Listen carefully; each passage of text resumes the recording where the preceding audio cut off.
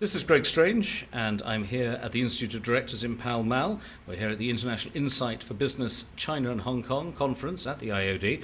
And with me is Sir David Brewer. He's a former Lord Mayor of the City of London. He's a Vice President of the Great Britain China Centre, and indeed a Think London International Envoy for London. You have a lot of titles, but you are what one might call an old China hand. You've been there over 130 times. Should we in business see China as a threat or an opportunity?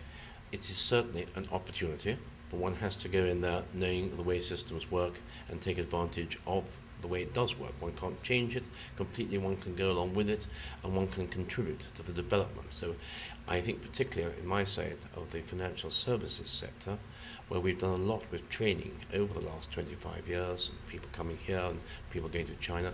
So we've tried to help create that opportunity, and I think taking financial services in particular, we've benefited very much from China's accession to the World Trade Organization.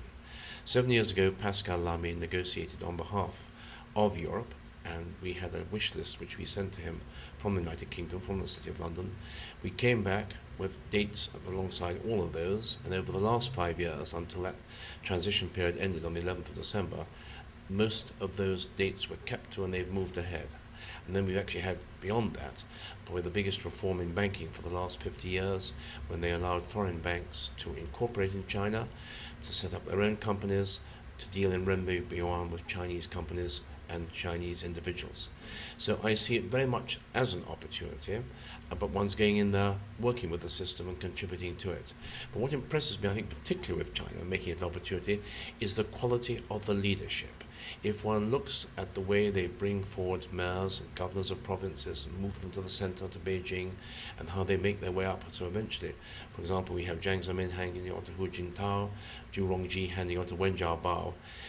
It seems to me that the system they have for bringing forward leaders is much better than anything we have in Europe at the moment, or indeed in the United States.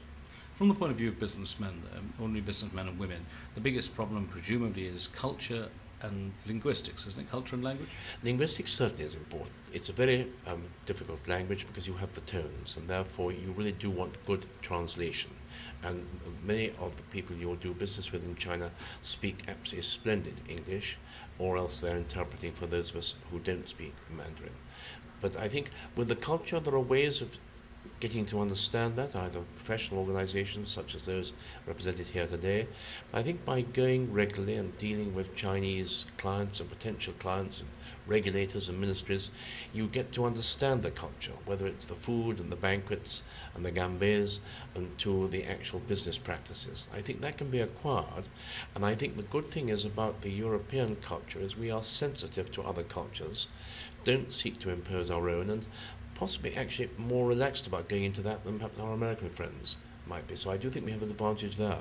So an area where businesses in Britain and indeed the rest of Europe really ought to be trying to do business. Yes, and I think there is a lot of assistance available. I spoke today about the China-Britain Business Council. The President, Charles Poe, will be speaking this afternoon. That has offices throughout the UK and throughout China. It supports the embassy, the consulates. Here we are, the IoD, with a China Interest Group in the city branch of the IoD. There are a whole lot of organizations which can do hand-holding even before you set foot in China, and then certainly can help you on the ground there.